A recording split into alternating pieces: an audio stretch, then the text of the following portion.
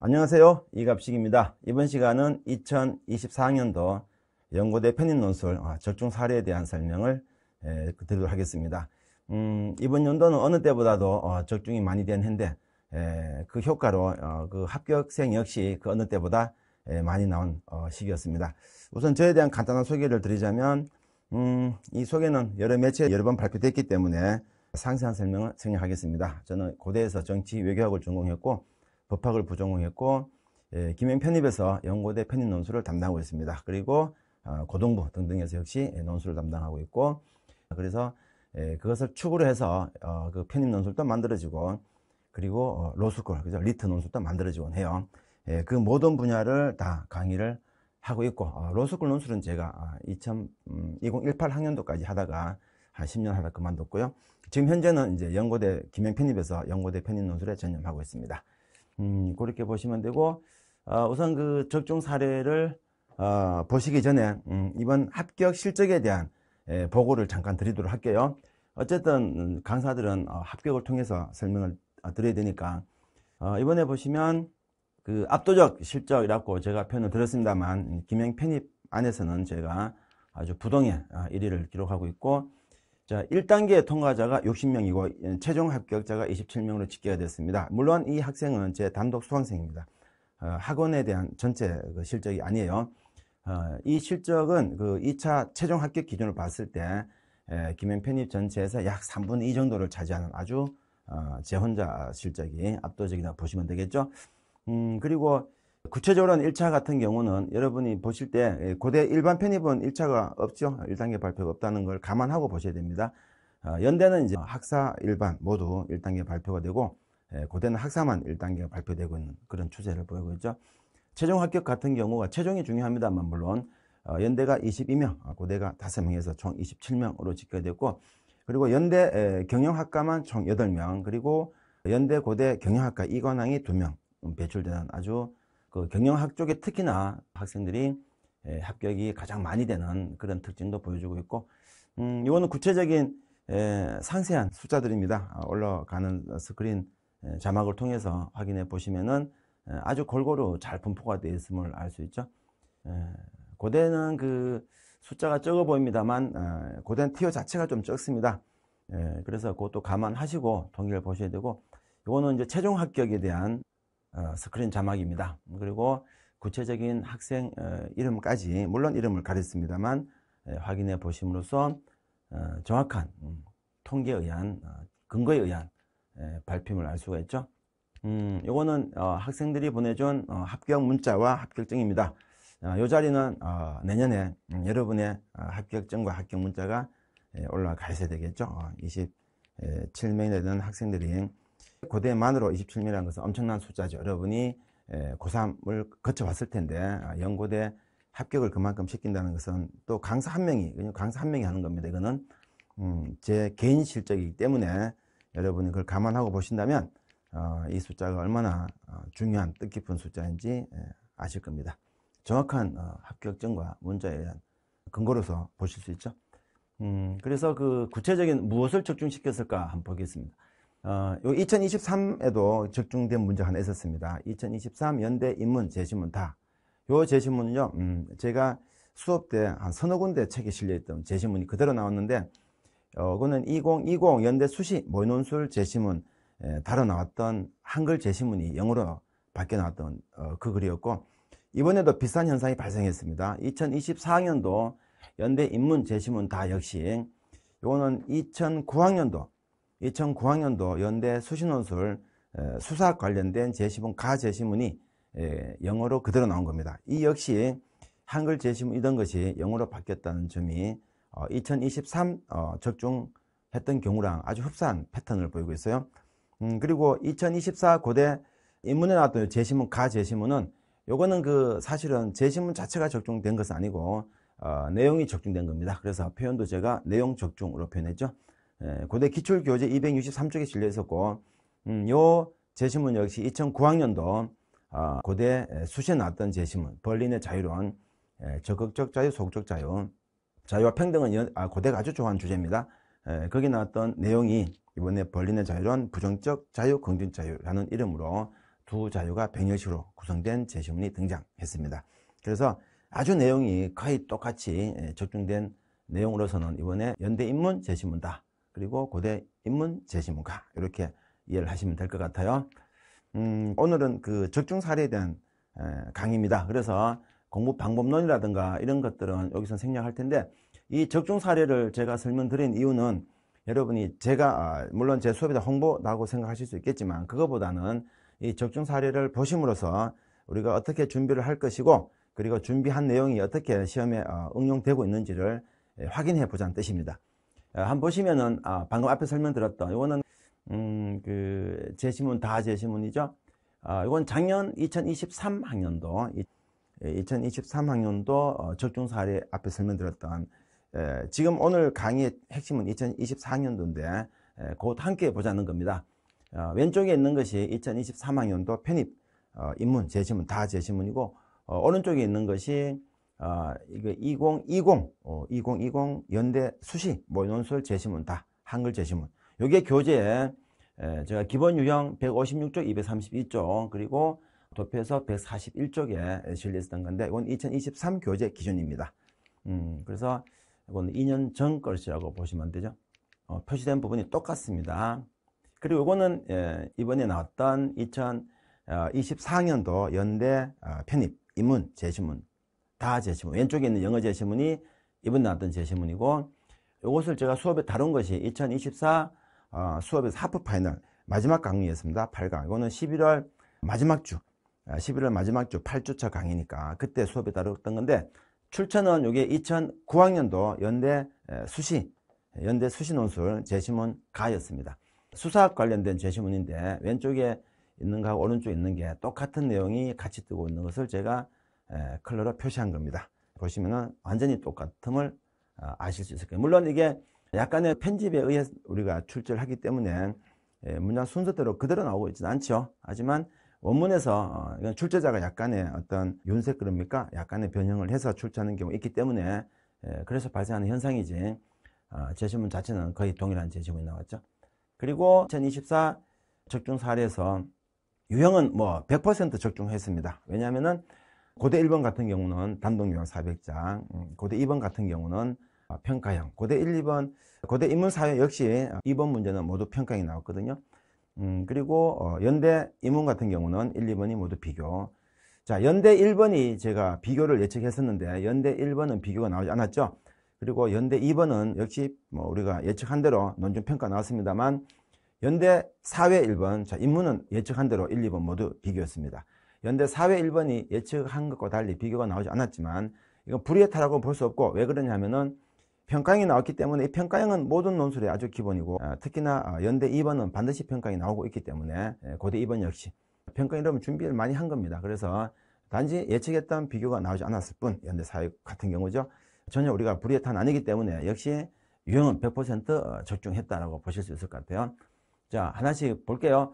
우선 그 연대 인문논술 적중 문항에 대한 건데, 앞에서 봤던 그 제시문 제가 말씀드렸죠. 2009학년도 연대 수시논술. 오른쪽에 있는 것이 연대 수시논술 9학년도 자료입니다. 그리고 왼쪽에 있는 것이 아까 제가 마킹으로 표시해 드렸던 부분이죠. 구체적인 강의 근거들입니다. 이것은 여러분이 제가 모든 현강을 그대로 인강으로 촬영하기 때문에 인강 자료가 남아있죠. 그게 우리가 현강에 대한 근거니까 그 근거가 여기 표현되어 있는 겁니다. 강의 번호 16, 17번. 그리고 연고대 편입논술 하프 파이널 이렇게 됐죠. 그리고 타임 코드는 이제 몇 분부터 몇 분까지라는 뜻인데, 사실은 그 해당 강의 전체가 한 문제를 다루고 있기 때문에, 일반적인 국영수 객관식은 여러 문제를 다루죠. 그렇지만 논술은 보통 타임 코드 전체가 해당 영상으로 보시면 됩니다. 그래서 왼쪽에 있는 밑줄 친 부분과 오른쪽에 있는 형광펜 칠한 부분이 아주 동일한 제시문을 보여주고 있죠. 이 내용 자체는 제가 나중에 수업 때 다룰 거니까 이거는 제 영상 캡처입니다. 그리고 두 번째 보실 게 적중 사례가 연대 사회논술. 사회논술은 이제 주제가 좀 적중이 된 케이스인데, 이거는 이제 세대 전쟁을 둘러싼 것을 제가 수업에 다뤘고, 형평성과 세대 간의 불평등을 다룬 제시문이 주제가 이번 출제된 문제입니다. 요거는 흔히 우리가 세대 간 불평등, 세대 전쟁을 다룰 때는 경제적인 부분을 다루죠. 고령화되면서 아니면은 경제활동 인구가 감소하면서 현재 세대가 우리가 노인 세대를 부양하는 게 힘들어졌다. 이게 세대 간 갈등의 핵심인데, 이번에 나왔던 제시문 요거는 출제된 연대 사회논술의 형평성 그리고 세대 간 불평등 문제는 환경을 둘러싼 내용입니다. 현재 세대가 우리가 이익을 얻기 위해서 환경을 마음껏 활용을 해버리면 기후가 문제가 되거나 이렇게 되면 그 부담은 비용은 후대가 지게 되겠죠. 그래서 기후변화는 한 세대만 국한된 현상이 아니다. 지속 가능한 측면에서 세대 간 형평성에 큰 영향을 미칠 수 있는 문제다. 이렇게 글을 시작하고 있죠. 세대 갈등이라는 점은 같지만 그 초점이 조금 달랐을 뿐 세대 갈등이라는 부분에서는 역시 논점이 동일했다라고 보시면 이것도 여러분이 충분히 이 부분은 수없는 자료에서 연습을 많이 했습니다. 기본 유형평 교재 93조 2024 기준입니다. 풀셋 파이널 고대형 3관 그리고 밑에 쫙 여러 군데서 제가 구체적인 페이지 추가적으로 비슷한 문제를 다룬 것을 쭉 적어놨죠. 그 기후 위기까지 해서. 자, 그리고 세 번째 적중한 것으로 볼 수 있는 것이 자유 문제입니다. 제가 아까 말씀드렸던 고대 자유 잘 나온다고 그랬죠. 2009학년도에 나왔던 그 수시에 나왔던 그 자유, 벌린의 자유론 그 자체가 이번에 제시문 자체는 똑같지 않습니다. 근데 주제가 아주 흡사하게 나왔죠. 벌리는 자유를 적극적, 소극적 자유를 구분한다. 그리고 왼쪽에 있는 이번 출제된 편입에 나왔던 문제는 자유에 대한 이러한 의미 중 첫 번째는 부정적 자유라고 부르기도 한다. 쭉쭉 가다가 네 번째 줄에 두 번째 의미를 나는 긍정 자유로 부르고 한다. 그래서 두 자유에 대한 병렬 짓고죠. 얘도 마찬가지 그런 식의 논리였습니다. 요거는 실제 고대 기출 11장에 실려 있었고 강의번호 11, 그리고 정점 심화편 정점 심화편은 주제편 강의다 보니 이런 주제를 아주 심화 있게 많이 다루겠죠. 그래서 정점 심화편, 고대 기출편 등등 문제와 정점 및 제시문 내용이 거의 일치한다. 이 문제는 고대 수시 2009학년 문제인데 이번 고대 인문 논술 제시문과 유사한 내용을 띄고 있다라고 하면서 제가 밑에 추가적인 설명을 달아놨죠. 자, 그 다음에 2024학년도 네 번째 적중, 고대 사회논술 적중입니다. 이렇게 되면 우리가 연대 인문사회, 고대 인문사회 다 적중된 것을 볼 수 있죠. 여기 이제 주제들이 마찬가지, 요거는 그 앞에 세 개에 비해서는 상대적으로 주제 적중도가 조금 약하게 좀 떨어진다고 보시면 됩니다. 그래서 앞에 순서대로 가장 적중이 정확하게 된 그 순으로 보시면 되는데, 이 역시 신자유주의, 제도주의하고 그 다음에 그 두 가지 견해가 나와 있었죠. 그래서 그 제도주의하고 구성주의입니다. 구성주의하고 제도주의 논쟁을 제시문을 주고 이 제시문을 갖고 다른 문제는 1번 요약형, 2번은 평가형. 이거는 고대는 이번에 인문사회 아주 패턴이 똑같습니다. 그리고 최근에 그 평가형에서 급부상하고 있는 것이 약간의 뭐 양면적 평가라고 해서 그 자꾸 논란이 되고 있는데, 그 흐름의 연장선에서 고대 인문사 역시 입장이 두 개씩 나오고 있고 연대도 이제 그런 경향이 많아요. 그래서 금년에 준비할 때는 여러분이 그 부분에 아주 주의를 해야 되는데, 그 내용은 제가 수업 시간에 상세히 설명을 드리도록 하겠습니다. 오늘은 적중 사례 정도 초점을 두고 설명을 국한시킬게요. 요거는 그 유형에 대한 적중입니다. 요약 단순형 고대 1번, 영원한 고대 1번 문제입니다. 400자 요약형. 이번에 역시 인문사회 1번은 제시문 1을 요약하시오. 400자. 요거는 제 교재에 대한 이제 예시가 나와 있죠. 이건 제 실제 수업 내용이었고, 그 다음에 두 번째 적중은 이번에 가장 적중을 많이 한 논증평가형입니다. 이 논증평가형은 제가 논술의 꽃이다라고 할 정도로 수업 시간 아주 강조하고 있는 부분인데, 이 논증평가형은 이번에 연대 사회논술 1번, 2번 모두 등장했고, 고대 인문논술, 사회논술 2번에 등장했습니다. 그래서 무려 고대 2번 두 군데 모두 등장했고, 연대 사회논술 1, 2번 모두 등장. 이 정도면은 압도적으로 가장 중요했던 논제 유형이라고 봐도 무방하겠죠. 보시면은 가장 많은 수업을 다루고 있죠. 기본 유형과 고대 기출 등등 그 직전판 뿐만 아니라 더 상세한 것은 밑에 아주 많이 다뤘습니다. 그리고 실전, 파이널, 풀셋, 하프 등등에서 이 문제는 여러분이 자동으로 암기할 정도로 아주 기계적으로 많이 다룬 문제고, 그 다음에 적중된 유형은 도표해석형. 이 도표해석형은 연대 사회논술 그리고 고대 사회논술에만 등장하는 문제입니다. 이번에도 그 예측과 정확하게 일치한 채로 등장하였고, 왼쪽에 보시면 고대 사회논술 2번, 그죠? 일본의 불매운동, 이게 제시문 4가 도표로 나왔던 것이고, 이거는 인문도 마찬가지입니다. 인문에도 그런 도표가 등장을 했고, 죄송합니다. 고대 인문은 참 없죠. 자, 그 연대 사회논술도 마찬가지. 그 도표의 중요도는 연대가 조금 더 중요합니다. 그건 또 디테일한 차이가 있습니다만, 어쨌든 도표 해석형이라는 점에서는 고대 사회논술 그리고 연대 사회논술 모두 예측한 대로 출제가 되었다라고 보시면 됩니다. 이것도 수없는, 그리고 브릿지 특강이 제 수업의 특징 중 하나죠. 그 브릿지 특강 중에 도표 특강이라는 강의가 있습니다. 그래서 2달 내내 그냥 도표만 다뤘던 강의도 있어요. 거기는 2시간씩이긴 하지만 2달 동안 도표만 다룬 특강이라는 점에서 아주 이 부분은 정확하게 우리가 예측을 했고 거기에 대비를 충분히 했다고 보시면 되겠죠.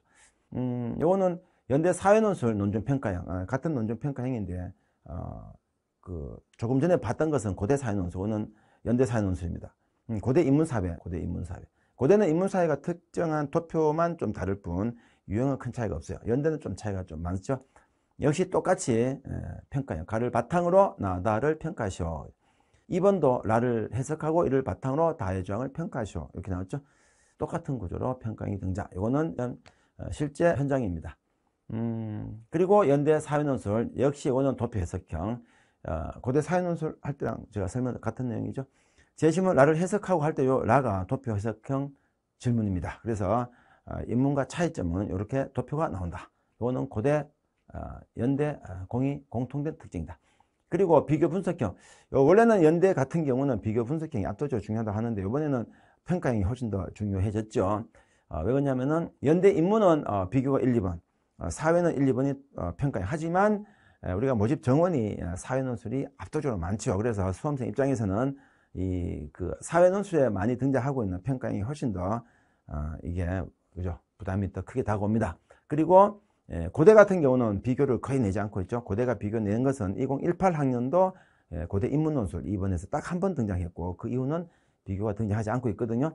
결국은 비교 분석형은 연대를 위한 시험으로 봐야 되고, 연대 사회논술에서 이번에 1번에서 비교가 나오지 않았지만 주의하셔야 됩니다. 그렇지만 연대 사회논술도 얼마든지 비교는 늘 출제할 수 있으므로 금년에 나오지 않았다고 해서 준비에 소홀히 하면 아주 위험할 수 있으니 그거는 늘 주의하시기 바랍니다.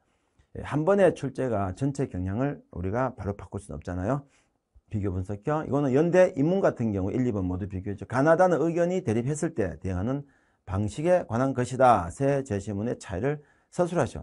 2번은 제시문 다라마는 수사학에 대한 다양한 견해에 관한 것이다. 다라 그리고 다마의 차이를 각각 비교 분석하시오. 1번은 차이를 서술하죠. 2번은 비교하죠. 2번은 비교인데 1번도 비교입니까? 예, 1번도 비교입니다. 차이점을 분석하는 것 자체는 비교라는 워딩이 없어도 우리가 보통 비교로 봅니다. 그래서 지금까지는 이제 제가 적중 사례를 보여드렸는데, 이거는 좀 가볍게 후딱 지나가기에요. 이 적중 사례들을 보심으로써 여러분이, 그러면 출제된 문제들이 방금 지나왔지만 전체 요약, 일목요연하게 한번 보신다면 이렇게 출제가 되고 있죠. 사회논술 1, 2번 다 평가로 보입니까? 인문 1, 2번 모두 비교 잘 보이고 있죠. 논제만 확인하고 넘어갈게요. 고대 사회논술 1번 요약이죠. 그리고 2번은 평가죠. 그래서 고대는 1, 2번이, 2번이 인문사회 모두 평가였다가 증명이 되고 있죠. 그리고 그 과거 걸 조금 더 확인해봐도 마찬가지입니다. 고대 1번은 요약형이고 2번은 논하시오인데 이 논하시오가 보통 평가형입니다. 물론 설명형일 때도 있어요. 그거는 이제 문제에 따라 조금 다릅니다만 그것도 주의하셔야, 케이스 바이 케이스로 주의하셔야 되고, 그 이전 거를 가봐도 마찬가지. 고대는 2018부터 논술을 시행했지만 역시 지금까지 비슷한 패턴이 계속 반복되고 있고 그것은 바뀌지 않고 있습니다. 그래서 인문도 마찬가지입니다. 1번은 요약형이죠. 2번은 평가가 대부분, 가끔 이렇게 설명도 나옵니다. 그죠? 설명은 평가형의 사촌이라고 보시면 되고 풀이 방법은 흡사합니다. 연대 같은 경우도 이번에 연대 사회논술 1번에 비교가 나오지 않았지만 연대는 13년 연속으로 1번에 비교가 나왔습니다. 그래서 비교는 역시 늘 준비하시고 2번은 늘 이렇게 평가가 나오고 있고 앞에 도표가 같이 결합이 되어 있고 확인해 볼 수 있죠. 그래서 역시 여러분이 출제 경향은 전체적인 통계를 근거로 봐야 되지 장형 것만 보면 곤란할 수 있습니다. 역시 1번은 늘 비교가 나오고 있고 2번은 늘 평가 가끔 설명이 나오고 있다라고 보시면 되고, 인문은 항상은 아니었는데 2019학년도부터 제가 앞에 적어드린 2019학년도부터는 1, 2번이 모두 비교입니다. 6년 연속 이미 이렇게 나오고 있거든요. 하지만 2019 이전에는 1번은 비교가, 2번은 비교가 아니었어 갖고 아직도 그래도 여러분이 인문은 그래도 비교가 나오곤 있지만 비교 아닌 것도 준비해야 됩니다. 알죠? 위험하니까. 이거는 별도로 제가 그 연간 커리큘럼 영상 올려 드릴 테니까 그걸로 확인해 보시는데, 간단하게 그냥 이거 확인해 보시고 1년 커리가 이렇게 진행이 된다라고 보시면 됩니다. 구체적인 내용은 제가 관련 영상, 연간 커리큘럼이라는 영상이 있을 테니 그 영상을 통해서 확인해 보시기 바랍니다. 기명 편입 기준에서는 제가 13년 연속, 원래가 14년째 시험이죠. 13년 연속 1위를 기록하고 있고, 매출 합격생 모두 압도적인 1위. 이번에도 기명 편입 합격생 기준 제 단독 수강생이 3분의 2 정도를 차지하고 있을 정도로 아주 실적이 잘 나왔습니다. 이 모두 학생들 덕분입니다만, 저와 같이 강의실에서 씨름을 한다면 여러분도 충분히 이 내년 이맘때 제 합격자 명단에 이름을 올릴 수 있을 것입니다. 그리고 이 강의 여기서 마치고 연간 커리큘럼 강의를 통해서 연간 공부 방식에 대한 것도 꼭 시청을 해 주시기 바랍니다. 감사합니다.